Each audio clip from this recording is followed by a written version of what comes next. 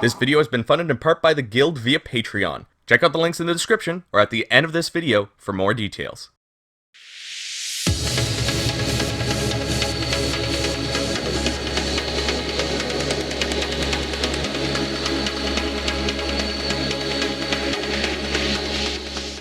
Hello everybody, my name is Gildart, and welcome back to another Pros vs. Cons mini review.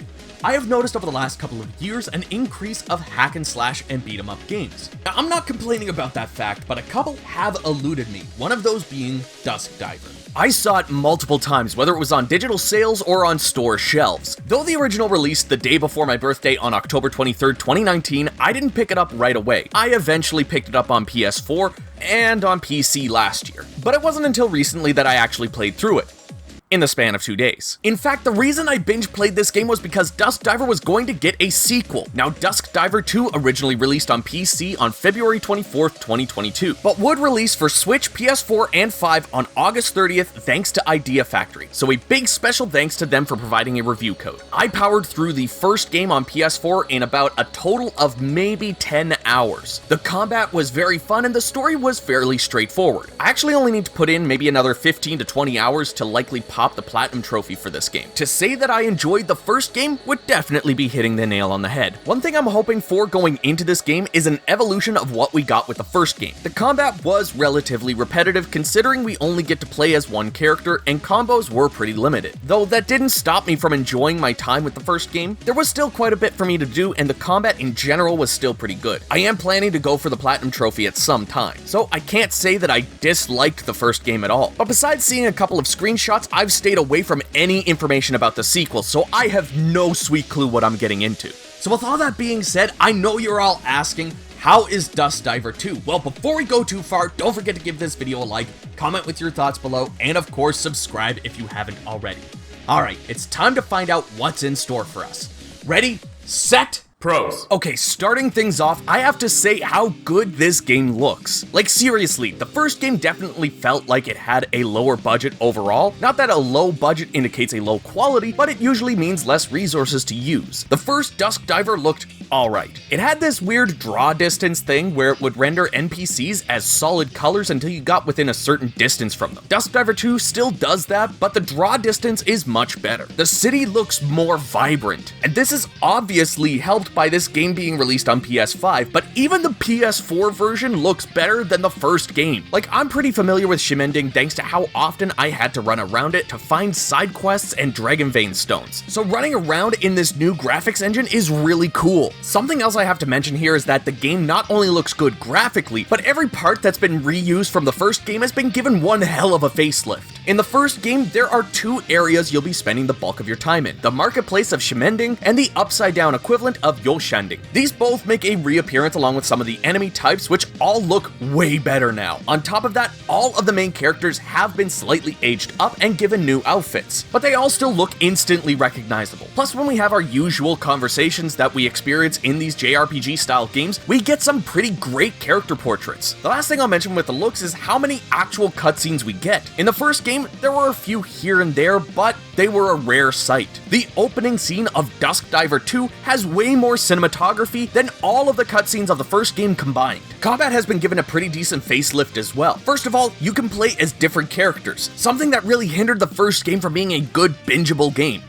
Even though I actually did that. Playing as the same character with only slight moveset changes when you unlock a new companion just wasn't enough to keep combat feeling as fresh as it could have been. After the first few chapters of Dusk Diver 2, you'll unlock the full team with Leo, Bahe, and Leviata. Each character plays differently enough where you may want to swap based on the situation, but similar enough where you won't feel like you have to learn a whole new character each time. Yumo, our main girl, is a well-rounded fighter, good old reliable. She plays like any other character action game with light and heavy attacks. Leo is your tank. You can hold the attack button to make his gauntlet explode on contact. Bahe is your quick hitter. With certain skills and his special, if you hit attack at the right point, you'll deal additional damage. Finally, there's Leviata. She's your ranged fighter. If an enemy is giving you grief and not showing an opening, she might be the one you'll want to use. All these characters have skills that can be used by holding down R1 and hitting one of the face buttons. There's also character-specific skills mapped to circle. If you hit this at the right point when an enemy glows red, you'll do a counter attack. There are also special finishers that you can pull off when you knock an enemy against a wall or juggle them enough. By hitting L1 and R1 at the same time, not only will you be making a giant crab out of your enemies and deal massive damage, but you'll also make them drop a bunch of yellow orbs, which help you to activate your burst. While in burst mode, you can deal more damage, the cooldown for your skills is faster, and you have additional SP bars at that. If you can fill the burst ultimate gauge by consistently attacking enemies and using skills on them, you can do a more powerful attack. All in all, the combat here is way better than what we got in the first game. Another thing that this game does better than the first is how it implements random battles. The possessed were NPCs that were possessed by demons in the first game. These were usually story specific, but now you can find possessed randomly in the streets of Shimending. If you're running around the marketplace and you see an NPC shrouded in a shadowy aura, running into them will essentially start a decisive battle. This is very reminiscent and similar to how Persona 5 Strikers handled its random battles. The first Dusk Diver didn't really have the greatest system for grinding stat increases, but Dusk Diver 2 now gives us an option for grinding that is pretty solid. I also need to mention how Dusk Diver 2 does locations way better. In the first game, you were pretty well only in either Shimending when you were in the human realm or Yoshending. The stages would look different enough without feeling like a completely different area. Dusk Diver 2 provides a much more varied experience. Each chapter I've experienced so far has felt distinctly different. The first stage is even arcade themed with air hockey and everything. If you do want to see how this first stage plays out, I did upload the first hour of gameplay over on the second channel, Gildart Gameplay. Finally, with Dusk Diver 2 taking heavy inspiration from JRPGs in its presentation, how is the story? Well, I will say there are some minor spoilers for the story for the first Dusk Diver, so skip ahead to the cons section if you want to experience the story first. Our main heroine has joined the Kunlunians. Essentially, they are gods and watch over the earth and Yoshending to make sure nothing catastrophic happens. The game opens to Yumo practicing with her new gauntlets made by the new character Megrez. These gauntlets channel the power of the Kunlunians that were connected to her in the first game. After the tutorial, you're told by Leo to come back to the shop because, surprise, you still work for the boss in her convenience store while going to college and protecting the world with the Kunlunians. Between here and the convenience store, it's revealed that Meng Zheng, the leader of the Kunlunians, is trying to set up barriers so no one can enter or leave Yoshending, thus protecting the human realm from being invaded. As well, a new energy company called Hesperia will be setting up an office in Shimending. All of this sets up your suspicions about who the bad guys of this game could be. Is it Meng Zheng or Hesperia? Are they in cahoots? Or is it gonna be a three-way battle? Either way, boss sends you on your next mission where you find a fissure to Yoshending. This is the arcade area that I mentioned before. Once you make it through there and out to the streets of Yoshending, you see Meng Zheng's barriers are already making appearances in Yoshending. This makes it even more difficult for you to get in and out to do your missions and protect Shimending. But that's the thing. The scale of this story doesn't feel like you're just protecting Shimending. That's how it felt in the first game. Now it feels like you're going to have to protect all of Taipei and maybe even the world. Either way, I'm excited to get further into the story, but that's all the pros I have so far. Now it's time for the wrath of the cons! Now I know I mentioned how great this game looked and everything, and I feel like I am constantly having this butt con with these mini reviews. Butt cons. But I feel this game could run a bit better on the PS5. I don't have a 4K TV, or even one that's capable of giving me 120 frames, but I can absolutely see 60 frames on my TV at 1080p. I get this with other PS5 games like Atelier Ryza, or even upgraded PS4 games like Dynasty Warriors 8. I just feel like Dusk Diver 2 could hit or even break 60 frames per second. Don't get me wrong though, it doesn't drop frames like literally any game on the Switch. The frame rate is really solid for this game and is incredibly reliable, but that's why I would have wanted to see a higher frame rate. Even if we were just given an option between a graphical focus or a frame rate focus. I will also say that you can understand the story of Dusk Diver 2 without playing through the first game, but you won't understand some of the references that it makes to previous events. And it's not like these are absolutely necessary details to know, but they will definitely enhance the experience for sure. So I feel like I have to highly recommend you play the first game before jumping into the sequel. Luckily, it's a pretty quick experience,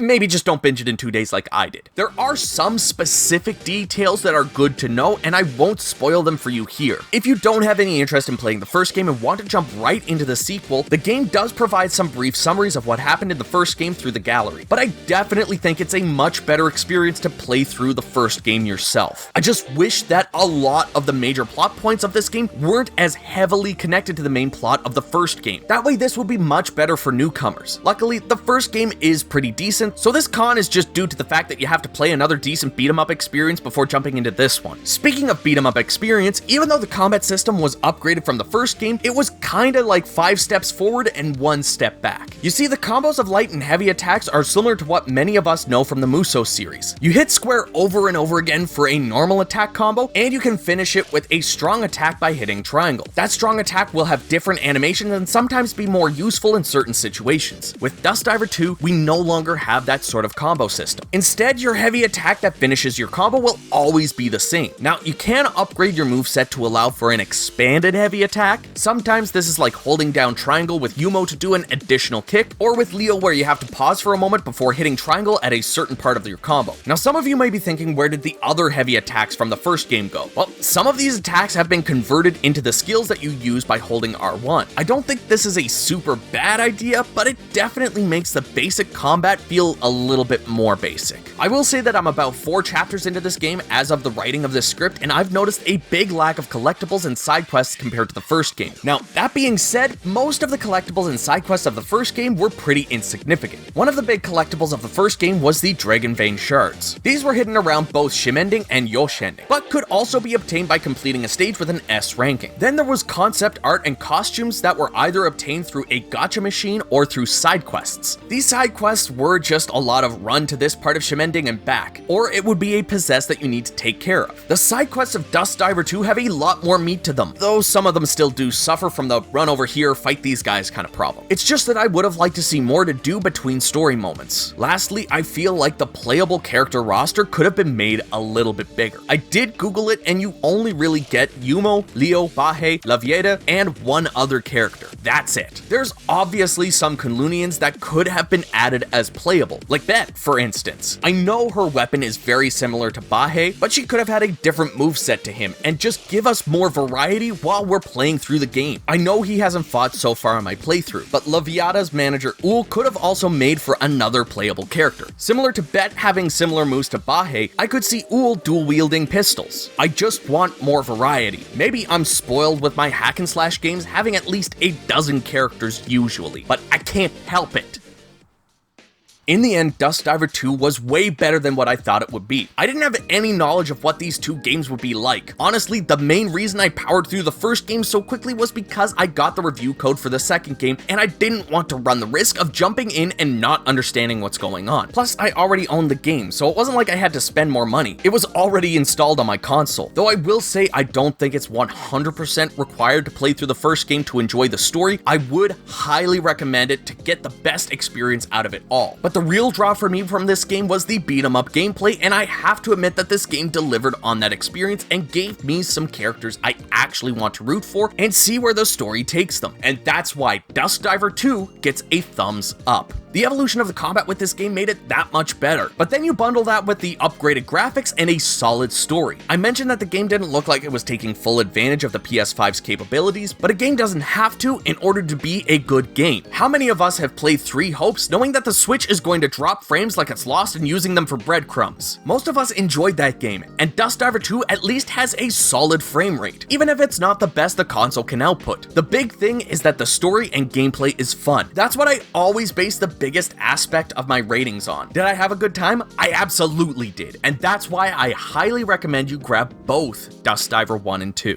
Anyways, everybody, thank you so much for watching my mini review of Dusk Diver 2. If you enjoyed the video, give it a like and subscribe for more.